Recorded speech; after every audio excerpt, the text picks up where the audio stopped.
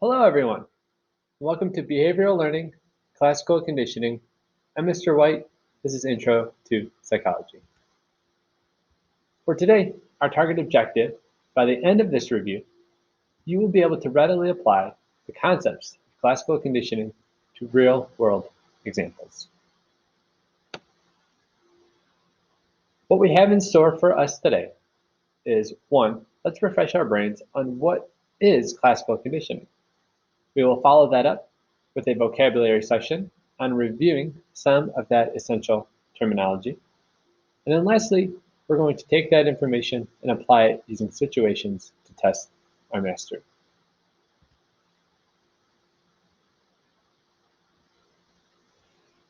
So let's begin with, again, what is classical conditioning?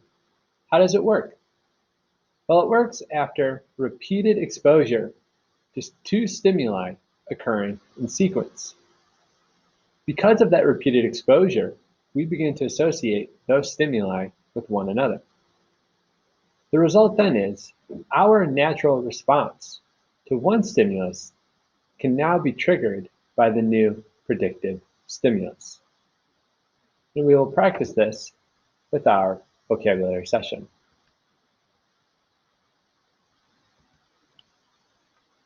The classical conditioning classic example for the unconditioned stimulus and response being transformed with a neutral stimulus is Ivan Pavlov's dogs. In that experiment, the unconditioned stimulus, a stimulus that triggers a response without prior conditioning, is dog food. The dog food will elicit a natural, unconditioned response, an unlearned reaction to an unconditioned stimulus. So, for the dogs, if presented with dog food, they would then begin to salivate. That is a natural response to being introduced to food or something tasty. What Pavlov began to discover and understand is that the dogs did not simply only salivate to the presentation of food.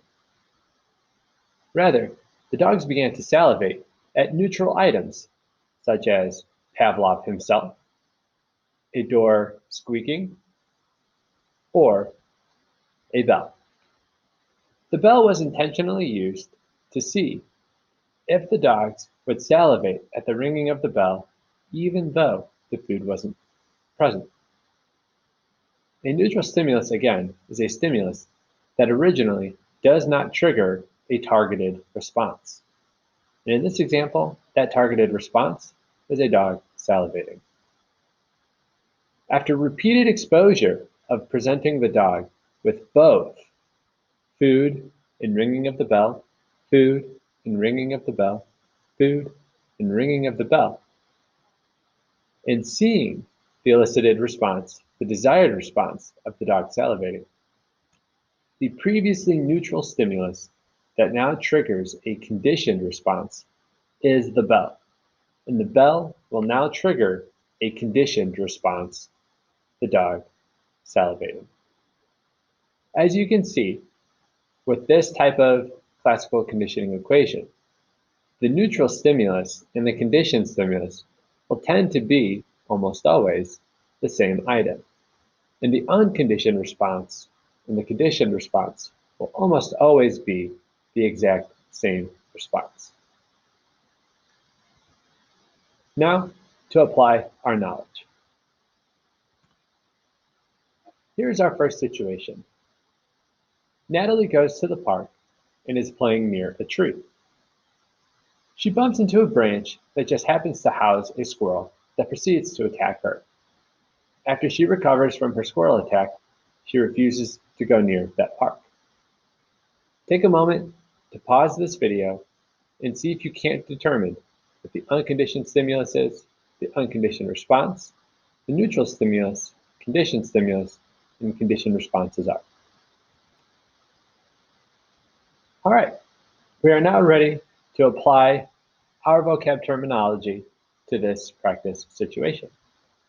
The unconditioned stimulus, a stimulus that triggers a response without necessary prior conditioning, would be the squirrel attacking. If you were to be attacked by an animal such as a squirrel, we do not need to train or condition you for an appropriate response. So the unconditioned response to being attacked by a squirrel would be anxiousness or fear.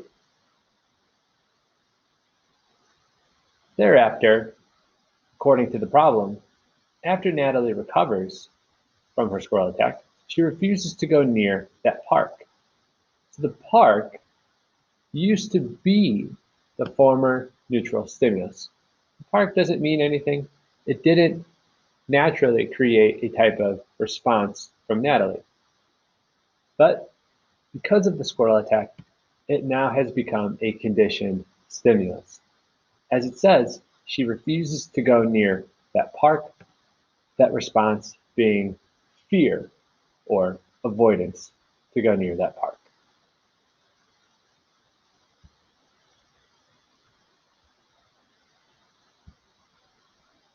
Situation 2. Jenny was sitting in a Chinese restaurant with her fiance when he told her he was leaving her for a chorus girl from Las Vegas named Cherries Blonde. Now, whenever Jenny walks past a Chinese restaurant, she gets very, very sad. Pause this video again to try to practice and apply what goes into each of these squares. Are we ready? Okay. The unconditioned stimulus and the unconditioned response are shared to us at the very beginning. The unconditioned stimulus would be Jenny's partner or fiance telling her that he was going to leave her. Because her fiance was going to leave her, the unconditioned response is sadness. In this problem, we need to understand what is causing Jenny's sadness now that would not have caused her to be sad prior to. That would be the Chinese restaurant.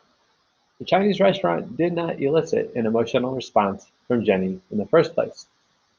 However, now, and interestingly enough, she says it walks past a Chinese restaurant, not the Chinese restaurant, but a Chinese restaurant. So there's a little generalization taking place. And anytime Jenny walks past any Chinese restaurant, she gets very, very sad. All right, we have one more example. Our third situation is John's mother was a great baker. When he was a boy, she would spend all Saturday baking while listening to AC/DC. The smell of cakes, breads, and cookies, and the sound of music would fill the house. 20 years later, John can't listen to AC/DC without getting hungry. Again, for the last time, pause this video before moving on. All right, I think we're ready. For the unconditioned stimulus, we need to understand what would have naturally caused a natural response in the first place. As John had shared, he was getting hungry. So what would have caused that hunger in the first place? The smell of baking, whether it be cakes, breads, or cookies. And as Jad said, that process made him hungry. Now, there's something in this equation that did not naturally cause John to feel hungry in the first place. But through classical conditioning and association, that neutral stimulus, the playing of AC/DC while baking, has become the conditioned stimulus, which causes the original unconditioned response, now the conditioned response of getting hungry. That's all we have for today. Thank you for listening, paying attention, and as always, if you have questions, always feel free to reach out to me.